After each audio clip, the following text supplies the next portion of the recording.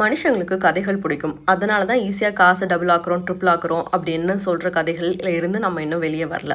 1920ல வந்து பாஸ்டன்ல Charles பான்சிங்கிறவர் international postal வவுச்சர்ஸ்ல உள்ள price டிஃபரன்ஸை கவனிக்கிறாரு. இட்டாலியில சீப்பா வாங்கி யூஎஸ்ல வித்து லாபம் பார்க்கலாம் அப்படின்னு நினைக்கிறாரு. அப்புறம் ஒரு கம்பெனி ஓப்பன் பண்ணி மக்களை இன்வெஸ்ட் பண்ண சொல்றாரு. 50% ரிட்டர்ன் தரேன் 45 டேஸ்ல, டபுள் ஆக்கி தரேன் 90 டேஸ்லன்னு சொல்றாரு. பேங்க் ரிட்டர்ன்ஸ் அப்போ 5%. ஸோ வேற லெவல் டீலா இருக்கேன்னு மக்கள் பணத்தை கொண்டு போய் கொட்டியிருக்காங்க. பிரச்சனை என்னன்னா போஸ்டல் வவுச்சர்ஸ்ல அவ்வளோ பெரிய ஸ்கேலில் விற்கிறதோ வாங்குறதோ ஈஸி இல்லை. ஸோ முதல்ல இன்வெஸ்ட் பண்ணவங்களுக்கு லேட்டாக இன்வெஸ்ட் பண்ணவங்களோட காசை கொடுத்துட்டு அவர் கொஞ்சம் எடுத்துகிட்டு சமாளிச்சுட்டு இருந்திருக்காரு. அப்படியே பண்ணலாம் நினச்சிட்டு இருக்க நேரம் மாட்டிக்கிட்டாரு. 100 வருஷம் கழிச்சும் வெவ்வேறு பேரில் வெவ்வேறு இடத்துல இது நடந்துகிட்டே தான் இருக்குது. வெஸ்ட் பெங்கால் மட்டும் பான்சி கேபிட்டல் ஆஃப் இந்தியான்னு சொல்கிற அளவுக்கு நடந்துட்டு இருக்கு.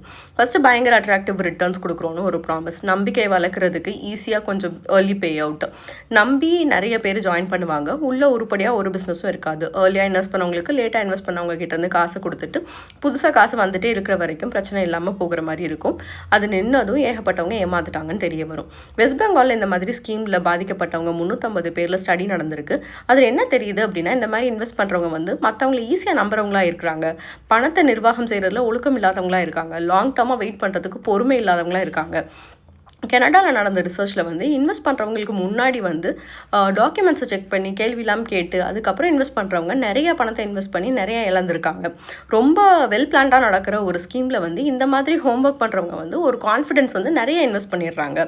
ஸோ இப்போ யாராவது இன்வெஸ்ட்மெண்ட் ஐடியா கொண்டு வர்றாங்க அப்படின்னா நிறைய கேள்வி கேளுங்க. எப்படி நீங்கள் பணம் பண்ணுறீங்க, அதுக்கு வேகா ரியல் எஸ்டேட் ட்ரேடிங் அப்படின்லாம் ஆன்சர் இல்லாமல் ப்ராசஸ் என்ன பண்ணணும், உங்கள் பணம் எங்கே போகுது, என்ன வாங்குறீங்க, இதெல்லாம் நான் இண்டிபெண்ட்டாக செக் பண்ண முடியுமா. இன்னொன்று என்னென்னா, இந்த மாதிரி ஸ்கீம்ஸில் வந்து நிறைய ரிட்டர்ன்ஸ் மட்டும் இல்லை, ஒரு எக்ஸ்க்ளூசிவிட்டியும் சேர்த்தே ப்ரொமோட் பண்ணுவாங்க.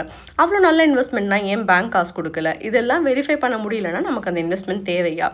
எந்த ஒரு இன்வெஸ்ட்மெண்ட்டும் பலன் தர்றதுக்கு டைம் கொடுக்கணும். அதுக்கு நமக்கு பொறுமை இல்லாததுனால தான் பான்சி ஸ்கீம்ஸ் வந்துட்டும் போயிட்டும் இருக்குது. கடைசியாக நம்ம முதல்ல பார்த்தோமே சார்ல்ஸ் பான்சி, ஒரு சேரிட்டி ஹாஸ்பிட்டலில் காசே இல்லாமல் பார்வை இழந்து ஒரு சைட் பேரலைஸ் ஆகி இறந்திருக்காரு.